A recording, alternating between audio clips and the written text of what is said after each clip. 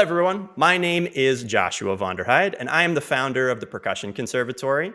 And I am super excited to be starting season 3 with Mr. Ivan Trevino, who is a composer, a percussionist, percussion faculty at UT Austin. He is a man about town. He's a man of many trades and gifts, and we're so excited to have you here, Ivan. We're going to jump right into this. Before you even have time, I saw that, before you even have time to say thank you for being here, not allowed. Not allowed. We're going straight to questions. And I just want to know a little bit about your early musical background, your first experience with percussion, and when did you know that you wanted to major in percussion and music? Okay, my first experience in percussion was actually playing drum set in my dad's touring Texas gospel, country western, Tejano band. So Awesome. when I was really little, like maybe 2 or 3, I started playing, and I got used to this musician lifestyle really early. I would tour with him and travel around Texas and play in his band, and I think one of my most fond memories was that nobody could read music in the band. So we would all learn things by ear. People would write songs, but they would sort of write them and teach them by rote. So I grew up with music being a very different thing than what it sometimes can be in classical spaces, um, which I really appreciate because that has informed a lot about how I think about music and how I write music. So those early experiences were really special for me. So I did drum set for a long time. And when it came to junior high school, I decided not to do percussion because one of my favorite musicians in my dad's band played saxophone, and I thought he was like the coolest person ever. So I started playing saxophone. And that was actually my primary instrument through most of my high school.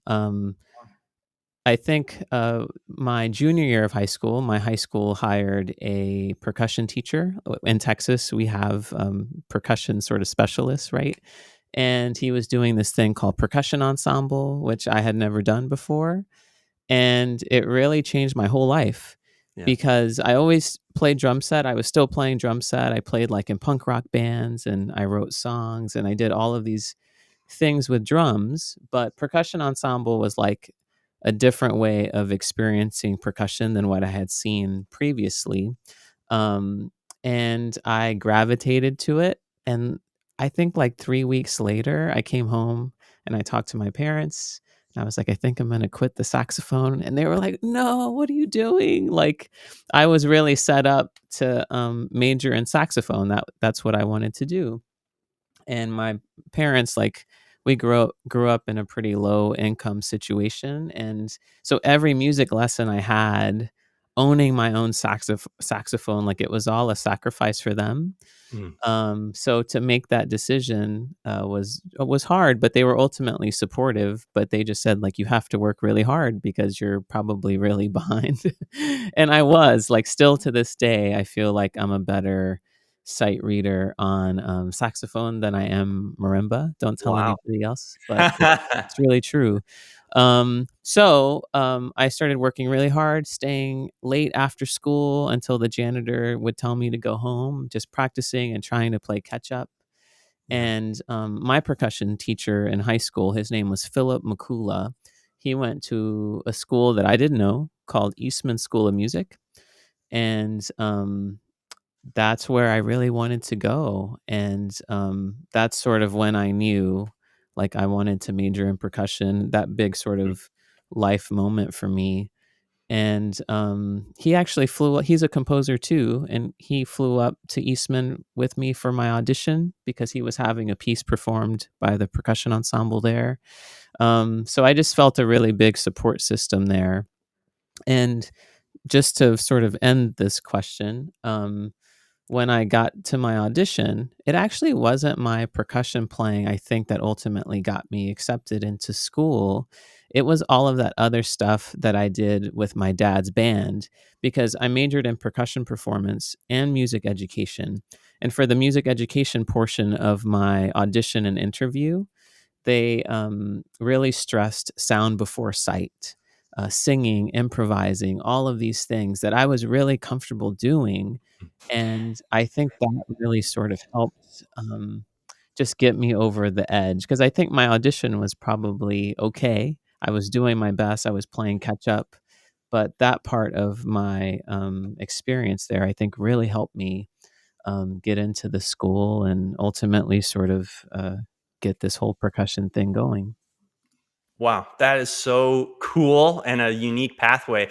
But it's not the first time I've heard of someone starting a little bit left field of related to music or in music, but not percussion and making this switch into percussion. I feel like percussion is the type of instrument that the community leans in to people having a very diversified experience. We are sort of like the place for all. It's a very democracy oriented democratic You, instrument. I feel that way. you are totally right. And I feel that as a creator and a composer too. And I see it everywhere because there are so many composer percussionists. And Mm, it's just kind of become more of a normal thing, and I think in other spaces with other instruments, it's still sort of, for lack of a better word, sort of segregated, like composers over here, performers, educators, but in our space, we're sort of all mixed together, and yeah. it's a nice feeling for sure. I love that. I enjoy it too. And you already touched on this a little bit, but I'd love to have an overview of your percussion training, your prominent teachers, the schools, the festivals, like how you sort of found your way as you had made this choice to get into percussion. Yeah, that's a great question. So my primary teacher for my undergraduate degree at Eastman was John Beck, Mhm. and John Beck Sr. And he has since retired from Eastman, and Michael Burritt replaced him at Eastman. And I can talk about that in a little bit. But John was so special. To use a basketball analogy, John reminds me of Phil Jackson, who was this famous basketball coach who would sort of facilitate and gather a lot of different talented Mhm. people and figure out how to manage them in a way where everybody could be themselves but also work together. And John's former students include people like Michael Burritt and Gordon Stout, Patsy Dash, Chris Lamb, Steve Gadd, um, Gwendolyn Deese. So like you have this huge gamut of styles and expertise and focuses from all of these different people, from drum set to orchestral to marimba playing to composers. And he was able to facilitate all of that. And I think he was like the perfect teacher for me at that time because he sort of gave me permission to be me. Mhm. I remember going to a lesson with him once, and my preparation on, I forget what it was, it maybe was some timpani stuff, just wasn't quite there, and I knew that, but it wasn't because I wasn't doing stuff. I was writing, and I was just filling my time with different things, and I just remember sort of being worried about that lesson, and he said, "Well, what have you been doing?" And I said, "Well, I'm writing a lot," and he said, "Okay, show me what you're doing," and all of a sudden, he realized that my spark was geared towards creative things. And instead of sort of just saying, no, we don't do that here, he was able to meet me where I was. And I can talk about that later, but that's certainly part of like my philosophy on teaching and music. Mhm. So anyway, I studied with John at JB. And then for a a summer festival, I went to the Northwestern Percussion Seminar where Michael Burritt was teaching, and that's where I first met Michael. And we immediately hit it off. Like his energy was contagious. He also wrote music and played his own music, and I thought that was awesome, and that resonated a lot with me as a songwriter and somebody who was interested in writing music. And I actually did 2 summers there. And I think that was the only sort of summer experience I had. And one of the reasons why is when I was at Eastman, I started a cello rock band called Break of Reality, and we would tour during the summers. So instead of doing sort of more traditional festival path, I was playing shows and gigs and touring around and just learning how to be a sort of gigging musician, I guess. But those years with Michael were so formative as well. I think we knew that we both wanted to work with each other, and when it came time to go to grad school, Mhm. I decided instead to move to New York and to pursue the cello band. And we did a lot of things with that group. We were music ambassadors for the State Department and we traveled all over. It was really an amazing experience. But I also had to not go to grad school, which was tough because I really wanted to study with Michael. And so, anyway, I took some 2 years off to do my band, and then we had some member changes, and it was a great time to go back to school. And that's when Michael got the job at Eastman when John Beck retired. Mm. And that's sort of how I ended up back at Eastman, but now with a different teacher, with different philosophies and different energy levels. And it was great. I got two ends of very wonderful teaching perspectives. That's for my own teaching. I think I fit somewhere in between, and Mhm. I've been able to pull from both of them. But Michael was my teacher there, my main teacher, along with Bill Kahn. Bill started the percussion quartet Nexus and also was principal of the Rochester Philharmonic for many, many years. And then I studied timpani with Chip Ross.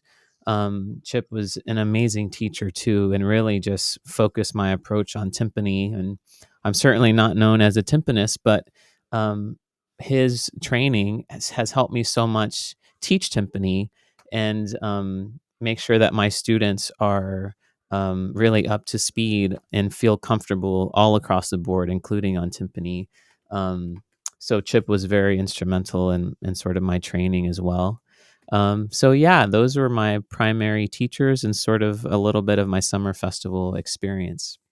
Love that. You're not going to believe it. How germane this next question is, how good I did prepping for this interview. Bam! Tell us the origin Yeah, story. A break of reality. When is the comeback tour? It's been 2 years. We've been waiting on YouTube. I Hundreds don't. of thousands of subscribers are not happy. What is going on? When is it Well, coming back? we love Break of Reality is awesome, and it was so life changing for me. I think we toured like 14 different countries. We have like 30 million streams on Pandora Radio. Like our band was and is legitimate, but at the same time, everyone in the group has become older, and we all have families, and it's so much harder to tour than it used to be. And I always tell people, like, if you have a passion for chamber music or starting a group, it's always good to get that going early on because it's so much easier to travel and to be away from home and to live a more sort of um, not carefree lifestyle, but just things aren't quite so firm. Mhm. Things are flexible. So, I don't know when we're gonna come back. We should, and we've been talking about it. So, I think there's something will happen at some point. But the group started in 2003, so it's been like 21 years. And this is the first sort of lull that we've had. Mhm. Um, One of my band members, Patrick Laird, people may know him. He has a duo with his wife called Brooklyn Duo, Mhm. and they do pop covers, and they're like YouTube stars. It's like amazing, and I'm so proud of Patrick and everything he does. Um, but I'm sure that something will happen at some point. But everyone's doing different things. Laura Metcalf, who's this wonderful cellist, she lives in New York. She runs this concert series called Gather NYC. Mhm. She tours the country with her husband in a duo, guitar and cello. So everyone just is busy, but hopefully the stars will align where we can come back together. But I love that you prepped Joshua for that. That's amazing. I love it so much. And you can find Break of Reality on YouTube and on all the places that you listen to music if you're ever curious. But some people don't know about that part of my life. They Mhm. only know about the part of my life where I write music and I do percussion, but that other part with Break of Reality was and is very special.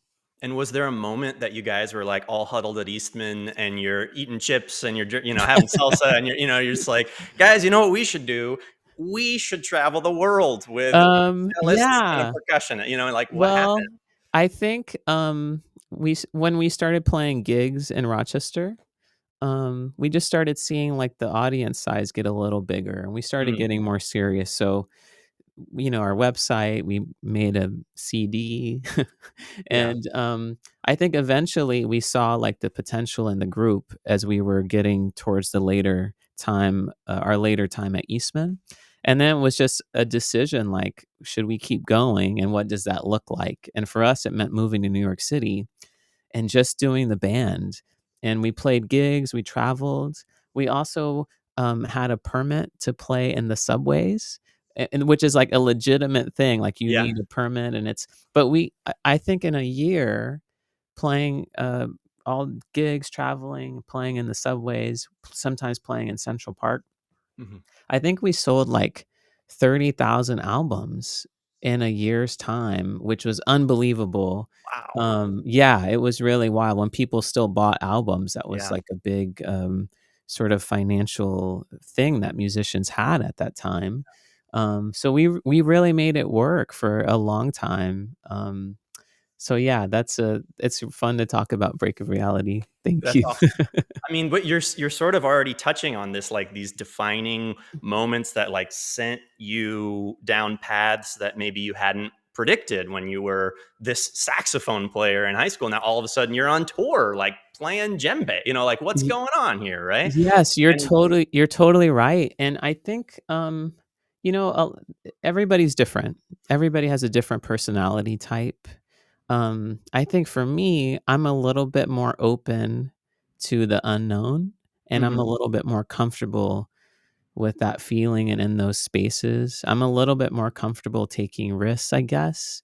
And everybody's different, and there are many people who have found like wonderful success and joy and happiness who don't have that sort of same personality type. So it's possible, regardless of maybe who you are as a person. But I think that particular trait in me was definitely helpful in exploring all of these things, and sort of taking a step and not really knowing what would happen. mhm. But yeah, I just wanted to mention that. So I think, you don't have to be one personality type to find the thing that you want to do. And have there been any other like moments where you're just looking in the mirror or you see some performance or there was something and it was a really significant impact on your career? Yeah, there's been a few for sure. Um, I think after I graduated with my master's at Mhm, Eastman, I stayed in Rochester, and I started teaching at a community music school. mhm. And I even designed a class that I taught at Eastman called Booking and Playing a Real Gig. And I just made the students do exactly that. Like, their job that semester was to market a show, to find a venue, to make it all happen. And it was a really great experience. But while I was there, Mike, MJB, Professor Burrett was like, "Hey, we should play together." I said, "Oh, wow, that'd be amazing." And I just remember, like, I think it was the Lee Howard Stevens seminar. He said, "I want you to come with me, well, I want you to be a guest. I'll talk to Lee," whatever. And we played some duo music, some vinyl, one of my pieces. We started playing his music. And I think somewhere in there, just watching one of our videos, or in the recording space with him, was like, it wasn't long ago that I looked to this person as such a big role model. And now, like, we're here recording music together. Um, I think that was really, really special for me. And I think having his encouragement in terms of embracing my music, which is really like, it's honestly me, but it's not the most academic music.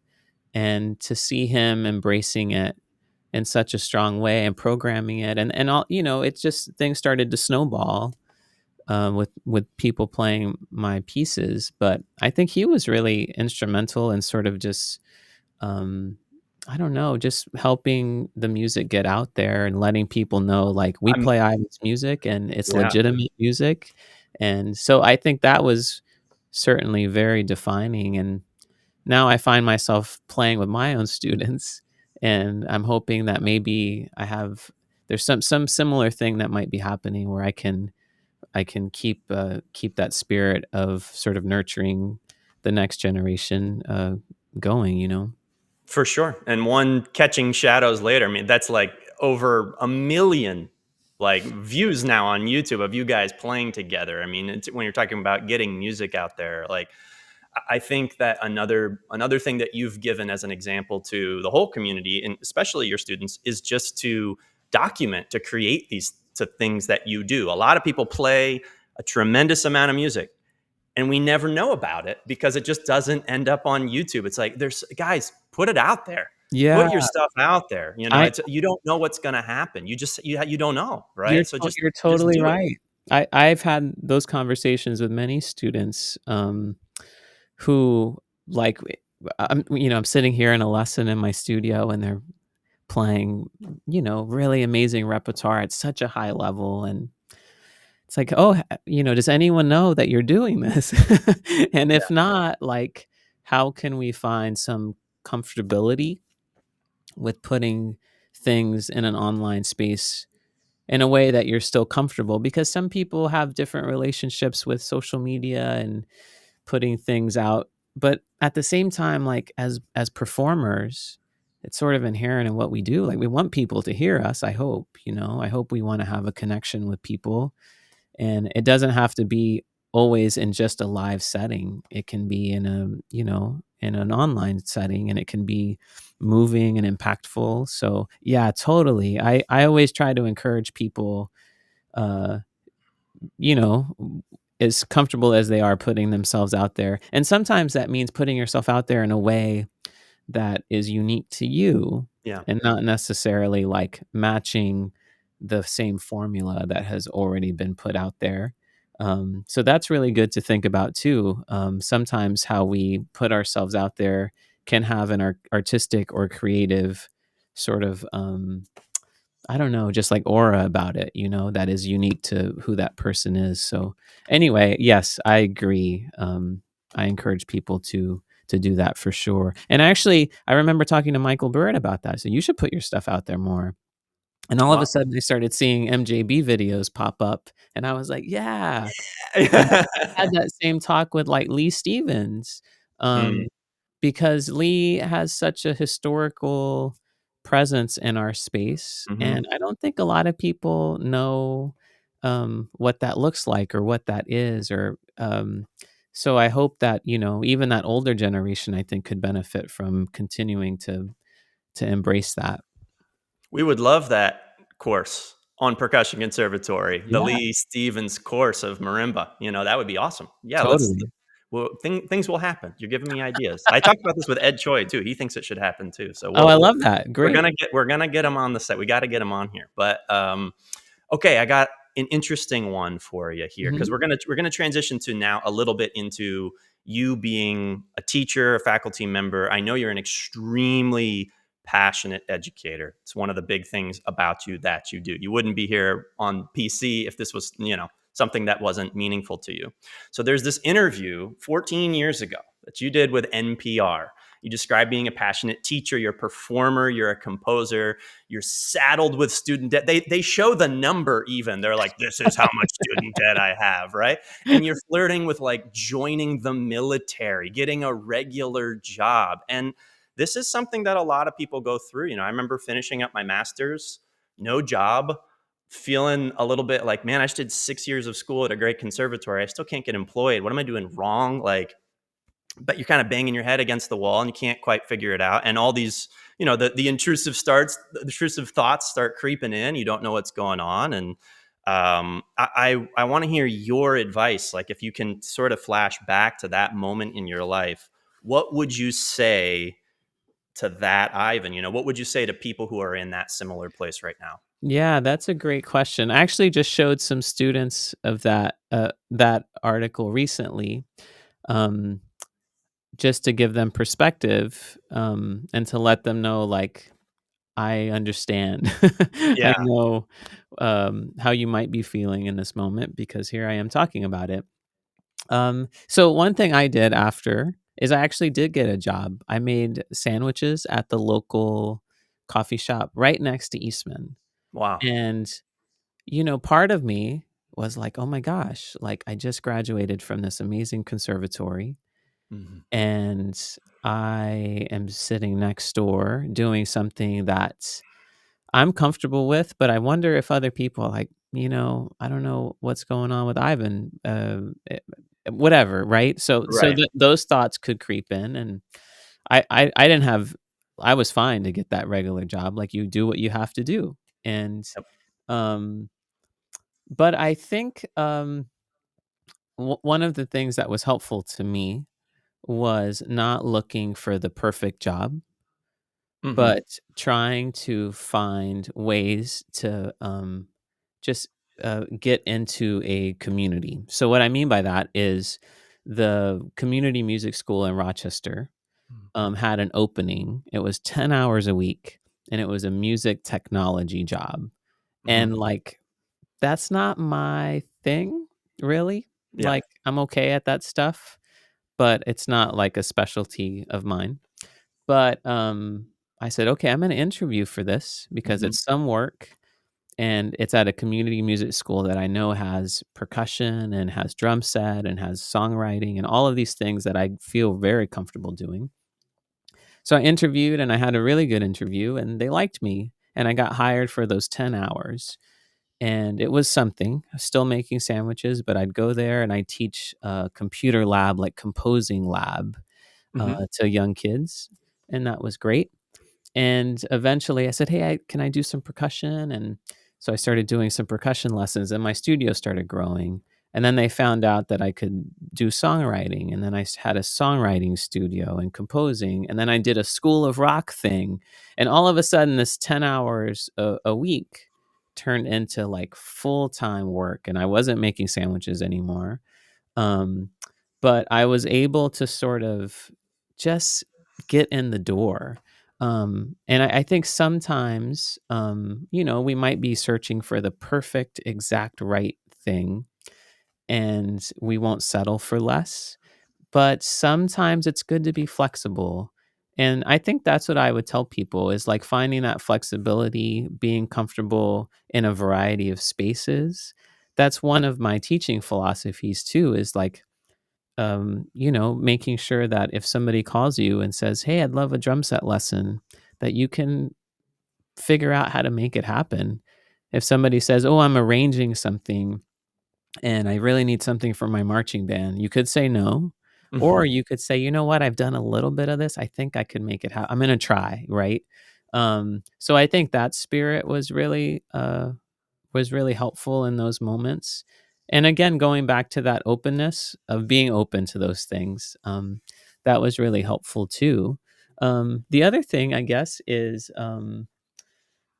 everybody struggles with those feelings. I think it's normal in an artistic space to have these ebbs and flows of feeling great about where you're at and feeling like, oh, this is hard. And I think if we embrace that those feelings are, it's okay to feel that way, Mhm. and it's okay, and to know that a lot of people have felt that way, even the people who have found, really a lot of success.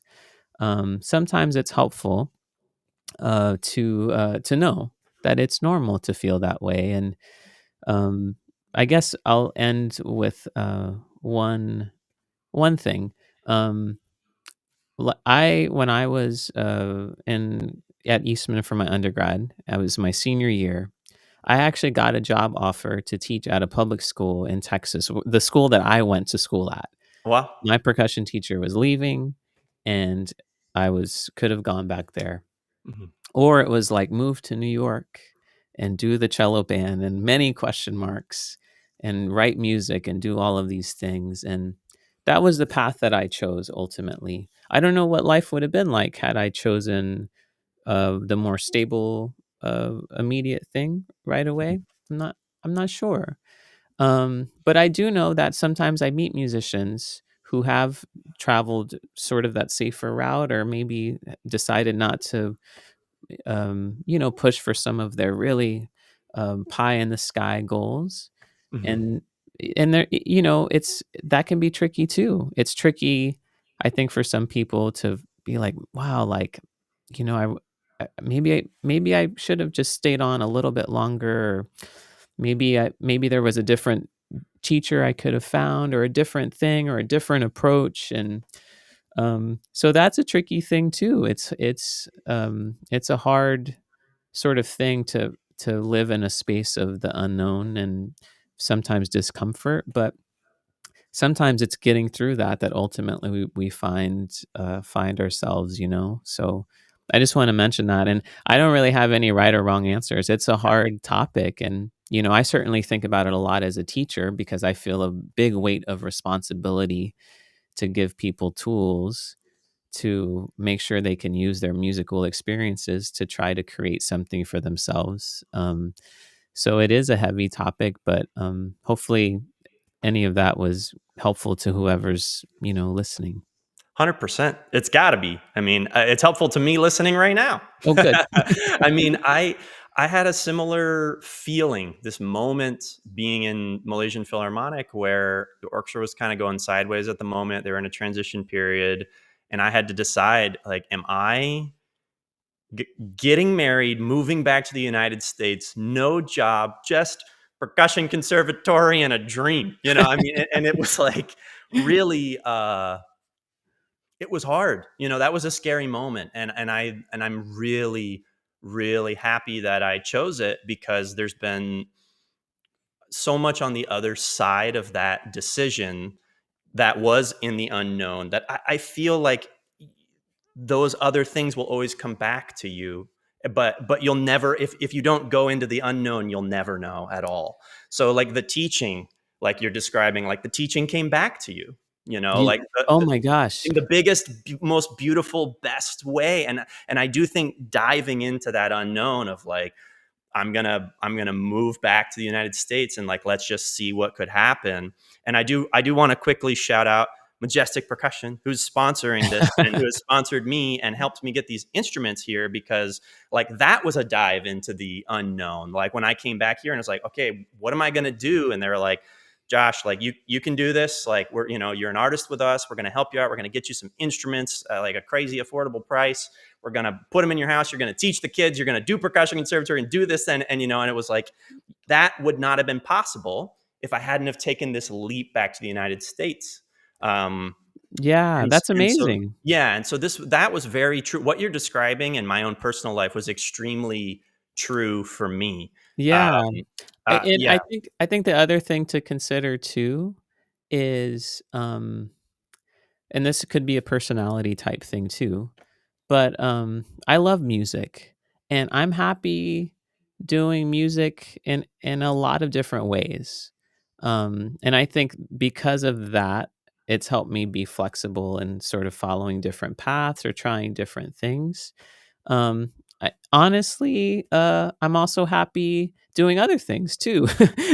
Yeah. So I think, I don't know. There's just an openness to experiencing um, art and music and enlightenment that is good. And maybe it doesn't. Maybe your path doesn't end up where you thought it might, but that doesn't mean that you can't have impactful um, interactions with listeners or with students.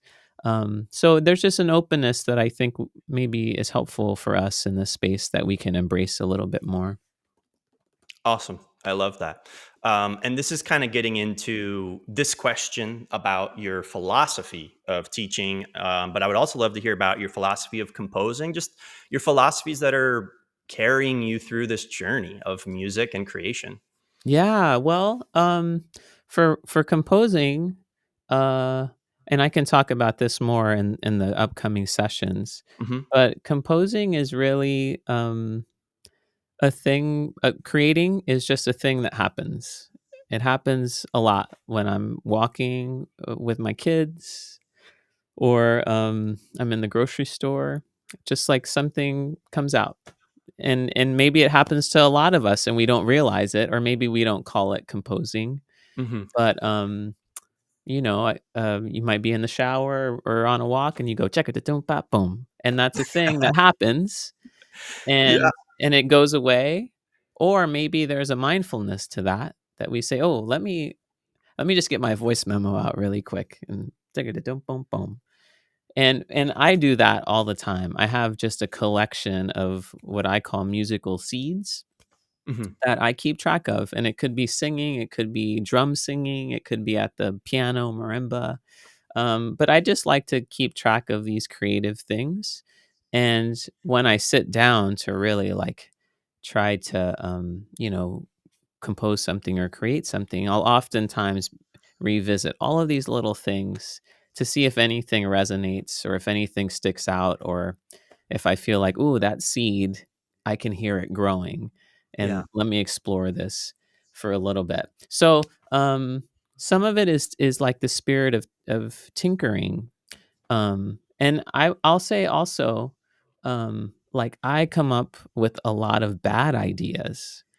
Like, a lot of the ideas on my voice memo, people will never hear, and Yeah. that's okay. And I guess I wanna say that because a lot of young creators will come up with an idea, maybe they come up with a riff, Mhm. and they don't know what to do with it, and then automatically they jump to, "Oh, I'm not good at this," or you get frustrated in those moments, and I get that, but I just want people to know that that happens to me, and it happens to every creator. We all get in those moments. So the way that I like to look at it is just that maybe that seed is not ready to grow in that moment, Mhm. and instead of just stopping there, like, let's come up with new things, and eventually, maybe there's one thing that just starts to really flourish and grow. Um, so it's not a matter of being good or bad. I kind of feel like we're all creative. And if we can hone those creative skills on a more regular basis, then we get comfortable with ourselves and we get comfortable with sounding bad. And then eventually, hopefully, we find things that resonate with us. Yeah. So that's a little bit of my composing philosophy, but it also seeps into my teaching philosophy too, especially when I'm teaching composing or creating.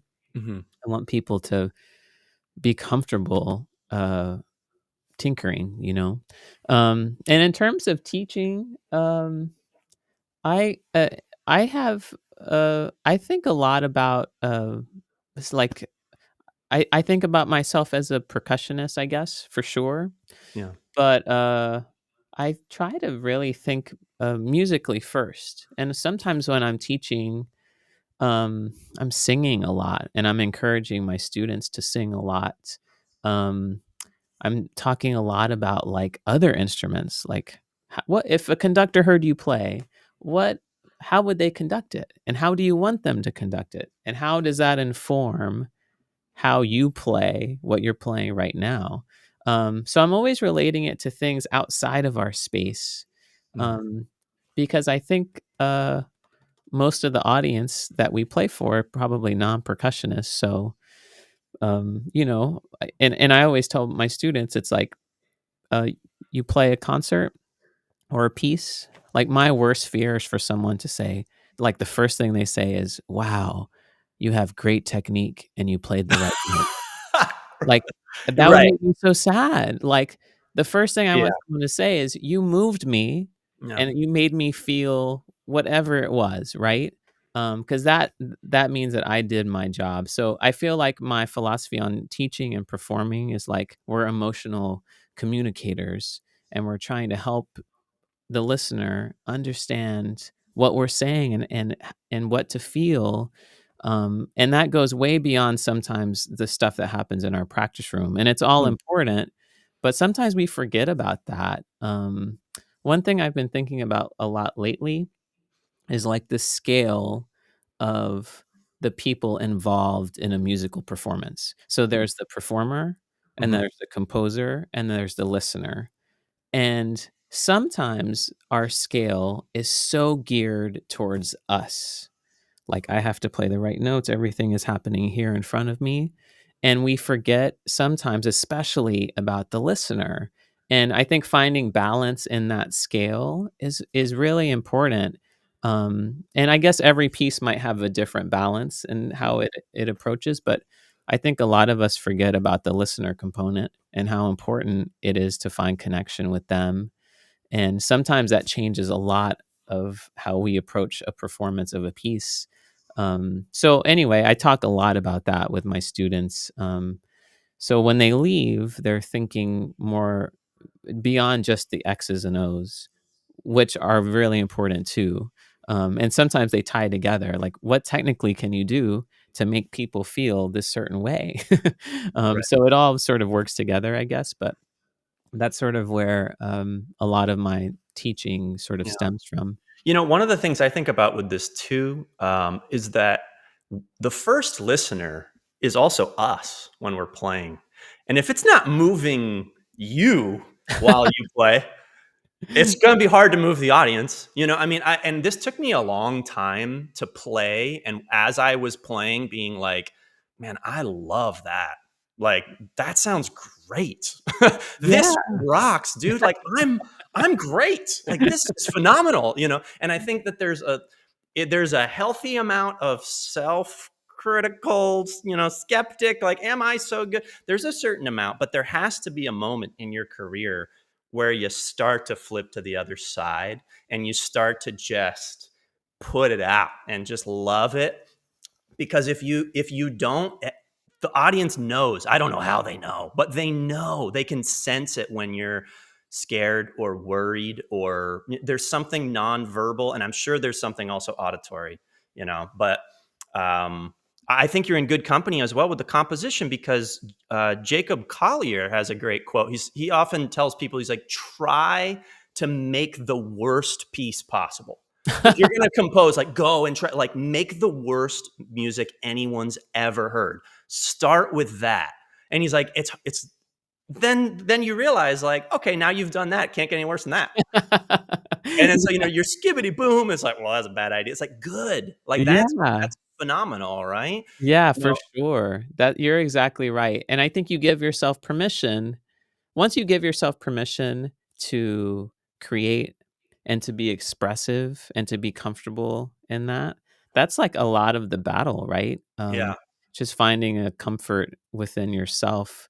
And it's tough in classical spaces because historically there's always been it hasn't always been quite as open, but I feel like it is getting more open, and there is more an openness of thought and an openness of people creating music who maybe even aren't composers. Like, I didn't major in composing, but I just wrote a ton of songs when I was little, a yeah, ton of songs, and then I started writing songs on this stuff, yeah, and it just so happens that it's classical instruments and it's concert music, but when people leave the concert, they're probably singing the themes and melodies from my pieces because they were conceived through that vocabulary that is really embedded in me. So one of the things I just want to mention this, that I really encourage people to do is to embrace their outside interests mhm, and how it might inform their percussion interests or their creative interests.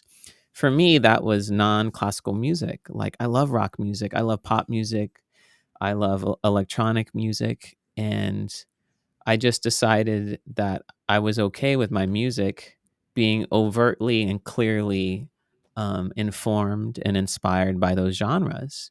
And I could have tried to maybe not do that as much and just shy away from those because, for some people, maybe it doesn't belong in our space.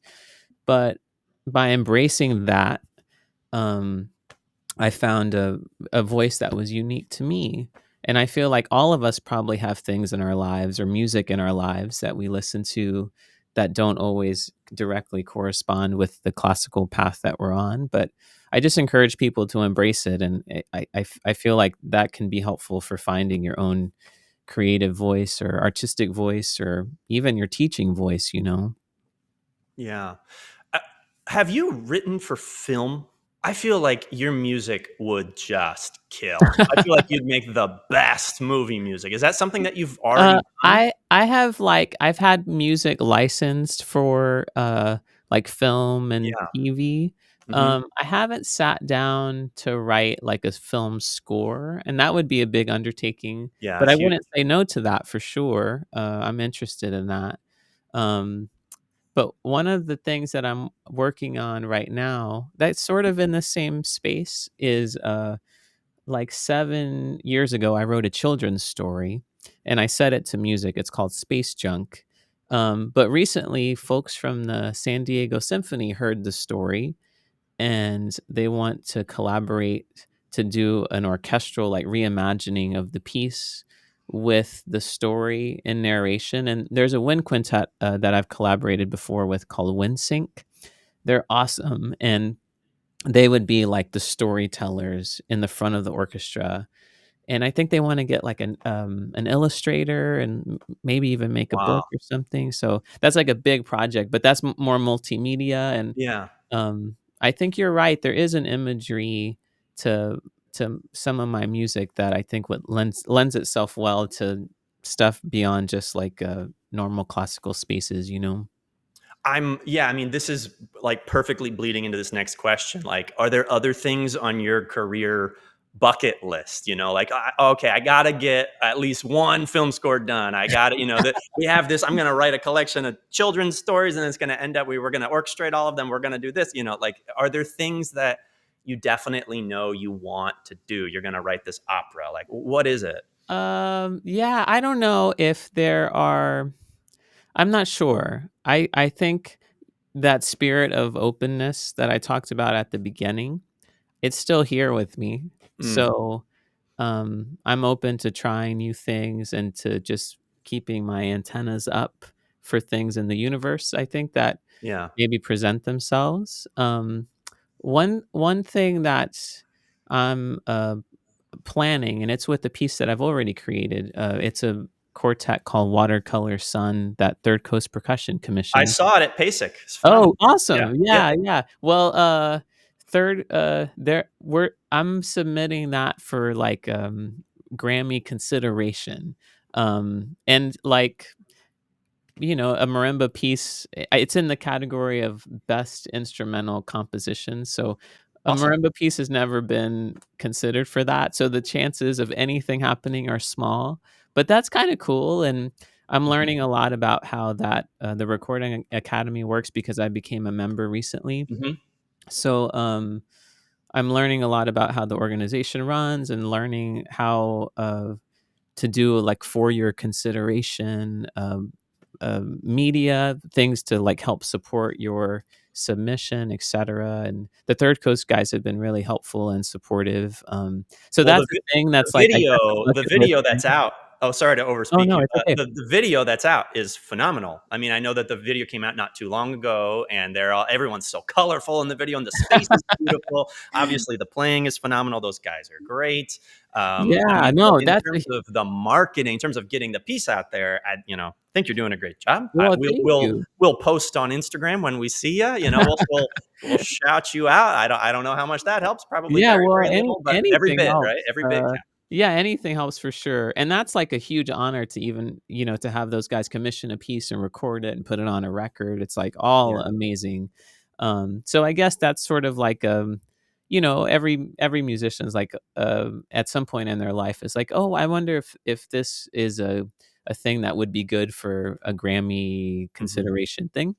So that's like in the works, and I'm trying to come up with content to help support its campaign, Mm, and then that's it. Like, I don't know what happens after that, but once I submit it, then at least I have that experience. And again, chances are small because I think people in that category who win are like John Williams, and all sorts of huge composers. But it's worth a shot, and I feel like I have a group who's playing it who has found success in that space too. So I'm just I'm going for it for this one. awesome. Well, best of luck, and Thank you. I mean, the piece is great, the recording is great. I think you'll have a great shot. Maybe you'll be the very first to do it. That would be I would love amazing. that. That'd be amazing. That would be amazing. What is your favorite food spot in Austin and why? That is a easy, answer. There's a place called, Este, Mhm. which is a Mexican seafood place that, me and, my wife Amanda frequent often, and they have a sister restaurant called Suerte, which is also really great. It's like Mexico City inspired, Mhm. food. Those 2 spots are really good. There's another sushi spot called Uchiko, which we love so much, and then, like, for everyday food, because those are kinda special occasion places, Okay. Yeah. there's a, food trailer called Veracruz, which Mhm. has awesome tacos, and I'm actually taking Arlo Schulstis, who's our newest faculty member here, Yes. to get some tacos after this interview. Oh, nice. I Yeah, love it. it's his first day teaching, and we had, Dana Dominguez here, Mhm. and she's amazing, and we knew she wouldn't be here long, and she got the Navy band gig, and we're Yeah. stoked for her. But Arlo is here sort of, taking that sort of Mhm. orchestral focus spot for us, and, I'm gonna take him for tacos at Veracruz.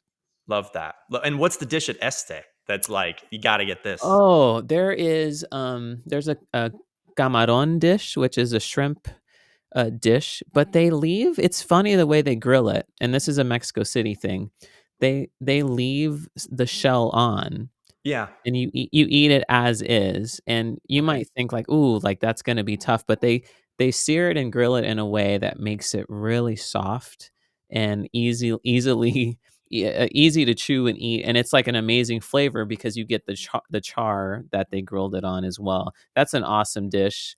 The adult beverages are great. Yeah, it's all good. Love it. Are they prawns? Like, are they like the big ones with all the legs, or is Oh, it yeah, Gulf Coast shrimp? exactly. Yeah, Yeah. it's big I'll prawns, send you a right? link after so you can check it out. I love it. And South by Southwest, I know a lot of people are coming to Austin. Come audition at UT Austin, guys. Do your South by Southwest. Come through Austin. Austin's great. I love Yeah, Austin. Austin's a great town for sure, and, we're really proud of, all the different things our studio's doing. A lot of people are creating, but there's people doing like, we had a student get into Curtis last year, one's competing at the Tromp competition, Wow. coming up, so we have people all over the place, and obviously, Michael Smith was our former student who was Yep. really, supported by, Percussion Conservatory too, and so yeah, we have a very diverse student base that we're really proud of, and we all try to support each other and our differences, and it's a good community. I'm really happy to be here. Last question for you today. What's something most people don't know about you? Wow, that's a good question. Um, I don't swim. Wow. Okay, there it is. Yeah, there is Yeah, no way we would know, right? He's been hiding. He's like, I I'm ever on the boat and I have an enemy. Don't throw me out. He's got a life jacket everywhere he goes. Yeah, yes, I mean, like, a few years ago, Doug Perkins had a, festival called Chosen Vale, and I was on faculty, yeah. and Doug and my friend Amy Garapick tried to teach me, and I could sort of do okay, and I have kids now, so, like, I have to, like, at least actively try to learn and get better, but it's definitely a deficiency of mine for sure. What else? I'm a really slow reader, um like, my wife, Amanda, will be reading an article together, and 5 seconds in, she's just staring at me. She's like, "Can I turn the page?" It's like, "Oh, no," like, I'm on the 2nd sentence. Like, I'm a slow processor. Yeah. And the last thing, I love coffee so much. Uh, I'm a like, if I wasn't in music, I think I would be in coffee. I love learning about the different flavor profiles, of different, varietals from different regions, from different countries, like, it's just a big, hobby of mine. Some really I good friends of mine own a coffee space here in Austin. We So gotta that's talk, Ivan. We gotta talk. I used to roast my own beans. Oh, We cool. gotta talk. I mean, what varietals are we talking about? What do you love? Where are you? Are you under the Burundi these days? It's getting popular. Like, Oh, what's yeah, happening for you? Burundi's super popular for Yeah, sure, but do you know that there's a potato it's called potatoing, it's where, like, some of the bur and this happens with some African coffees, but, every now and then, a coffee will be almost, like, stone-like, which can mess up your blends, so you have to be right. careful if you get Burundi coffees or Kenyan coffees, but, I'm all over. I'm all over the place. When I was in Mexico City over the summer, so Yeah. I got super into Mexican coffees, which are really chocolatey and darker. Mhm. The African coffees are very fruity, sometimes floral. I'm all over the place. I love it. I have a Chemex at home that I do Mhm. every morning. I sometimes do the AeroPress. Yeah, I'm in. I got Chemex, I got AeroPress. We gotta talk. We I gotta love talk. it. I love it.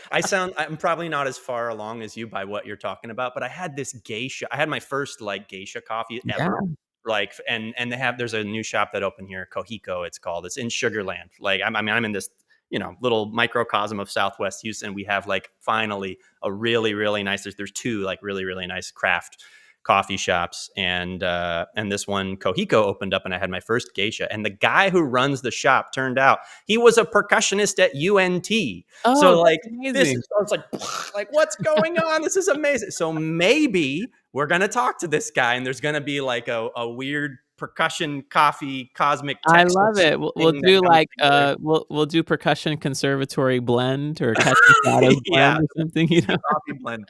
We're franchising. We're franchise. Yeah, I'm in, we're I'm in. branching out. I love this. Well, Ivan, thank you so much for the time. Thank you for being just a pillar in our industry, someone that so many people look to for inspiration. And I feel like your music for a lot of people is an entry point. It's so accessible, and the way that you write, like you're saying, it's so song like, and people, everyone who has ever seen experience your music, they all go like, oh wow, percussion is nice. Like, oh, this could be a thing. And I feel like you're such an ambassador for the instrument that way.